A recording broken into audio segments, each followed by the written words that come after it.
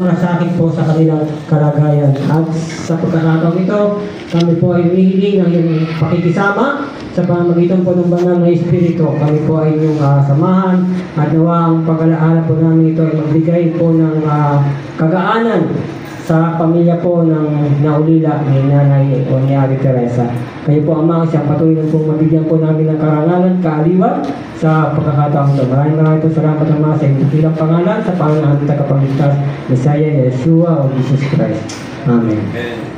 Magandang gabi sa inyo lahat. I-describe ko yung aking sister. Alam mo, ano siya siya yung isang sister na mabait, nasunurin, at saka pag pinapagalitan siya, sumusunod siya. Ano siya, masayahin na tao, mahusay sumayaw, talented yan. Yan ang hyper sa aming magkakapatid na babae. Para ipo-ipo. No, para ipo-ipo, tama yun, sabi ng kuya ko. Hindi siya yung bang may stay mo sa isang tabi, sa isang lugar, hindi iiputin mo yan. Yan din ang pinakamalakas sa aming mga babae. Kasi tuwing may birthday, okasyon, siya ang laging nasa kusina. Huwag mo siyang tutulungan, nagagalit siya. Ang gusto niya, siya lang lahat ang gagalaw. Kaya naman niya. Saka kahit ano ipagawa mo sa kanya, gagawin niya. Lahat gagawin niya. Lalo-lalo na sa pamilya, gagawin niya lahat. Hanggat kaya niya.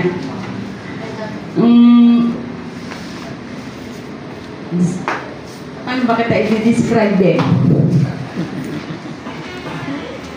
Basta, yun lang masasabi ko sa kapatid ko.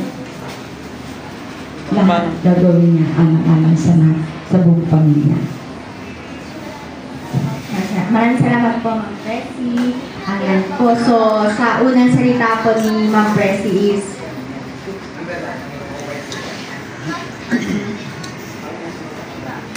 pangatlo po ka ba kayo sa pangkakapatid? Kayo po bunso.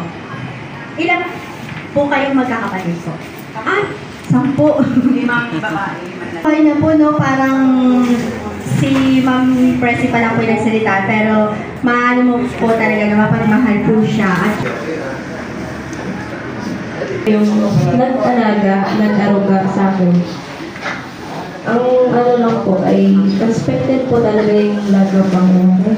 At pinaprocess ko pa rin po yung mga nangyari po talaga simula po nung October 28 po na sa kabila po ng championship po namin na children's po, kinabukasan po ay bigla na lang pong may tumawag na sabi na wala na nga po si Lala. Nung reaction ko po ay wala po akong reaction. Parang wala lang po, normal lang po. Na parang akala ko po normal, pero dahil po sa tulong po ni Ma'am CJ po, yung teacher ko po sa peer facilitator po na sinabi niya ay normal lang naman pong magkaroon ng iba't ibang yun po namin pinapalimutan na hindi po namin kinakalimutan na magmahalan po kahit ano pong mangyari. Hawak kamay po kami kahit may problema po, hindi po namin sinusukuhan kung isa-isa po.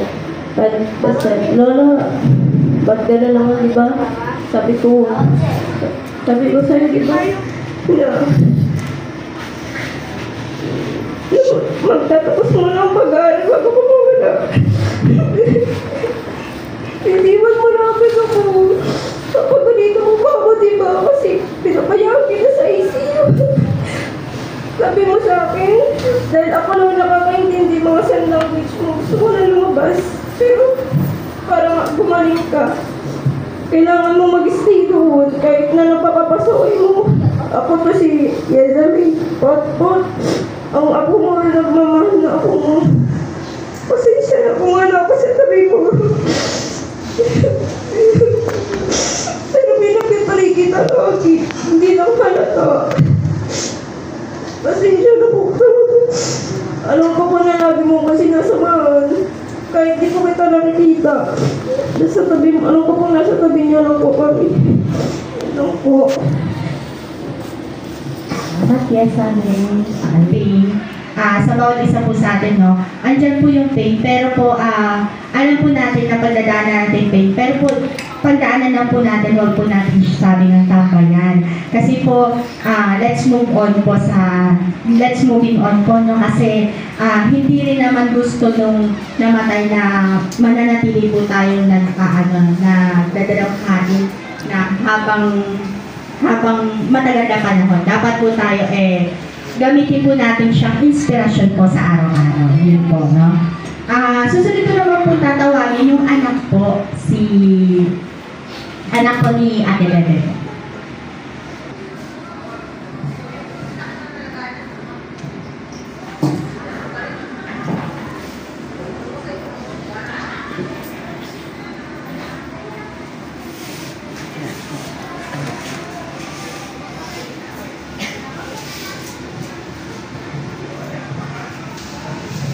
Jadi, ayun, sabi ng ako, pasaway!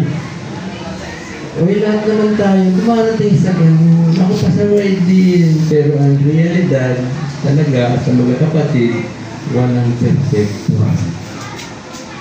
Basta sa nangyayari, pagdating ng dulo, ayun, magkakapatid pa rin talaga, tayo nagdadamayan. Kaya sa kapatid ko, yung sinabi ng ako mo, sino wala panawayan, lagi kami nag-aaway. Pero sa salita niya, andun pa rin talaga yung tunay ng pagmamahal. Parang kami, gano'n. Kuya! Hindi matitiis talaga. Kaya sa panahon na to, nandito tayo nagkakasama-sama, nananalangin para sa kapatid namin, yung mga nagmamahal. Masasabi sa kapatid ko, ayan, lahat naman tayo diyan papunta. Una lang.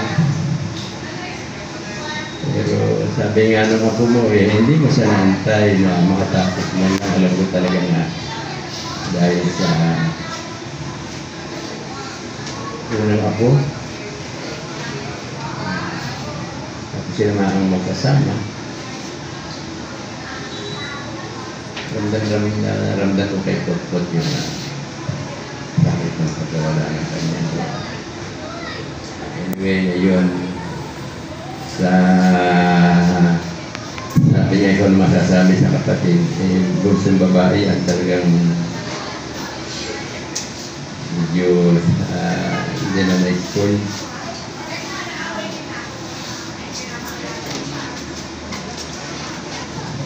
Sa asawa naman, ayun, walang perfectong relasyon, walang perfectong family. Basta importante talaga yung binigay na pagkataon na tayo mabuhay dito. Gawin, gumawa, mag-isip. Tama, kaya lang, nandun talaga lagi yung lahat tayo may kanyaan. Walang perfecto. Sa gabi na to, huling gabi na makakasama natin siya. Siyempre, isang tayong panalangin para sa kapatid natin. Wala naman ako masasabi sa kanya na basta yung kapatid ko na yan, dalawa, tatlo na silang wala, dalawa na lang. Si Ate Tracy. Ate Tracy. Baka sa lahat. Sa Ate Gaby naman,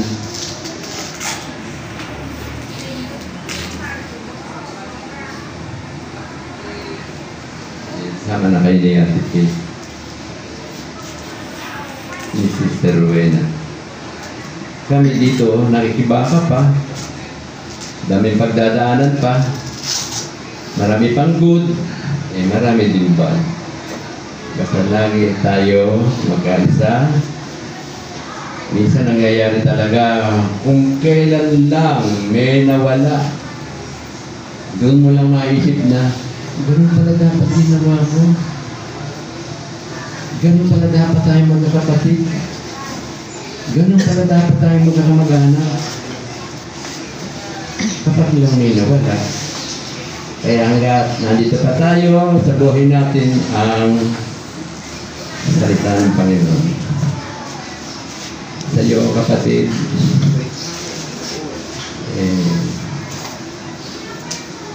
may you rest in peace sana. Maging maligaya kasama ang Panginoon. Salamat po. Si Ate Bebe po is payapa na po, rest in peace na. Pero po tayo pong mga nabubuhay ngayon po dito, nakikis-struggle pa po tayo sa hamon ng buhay, no? Hamon ng buhay po. Kaya tayo po ay magpakatatag sa mga pagsubok. At sabi nga po, family is love. Kaya sa mga darating pong mga pagsubok, talaga po ang masasantigan lang po natin yung mga bawat isa po sa pamilya po natin, no? At ngayon po, may gusto pa po bang magbigay po ng message? Si Conrado. Sige po. Message po kayo? Sir Conrado?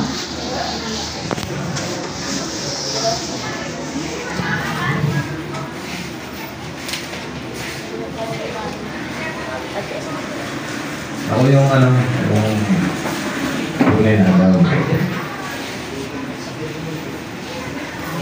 Hanggang sa ulit.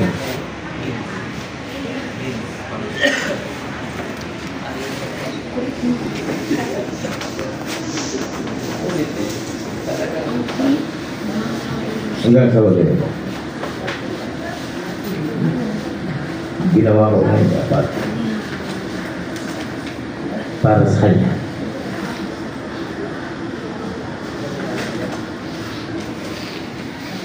Rest in peace.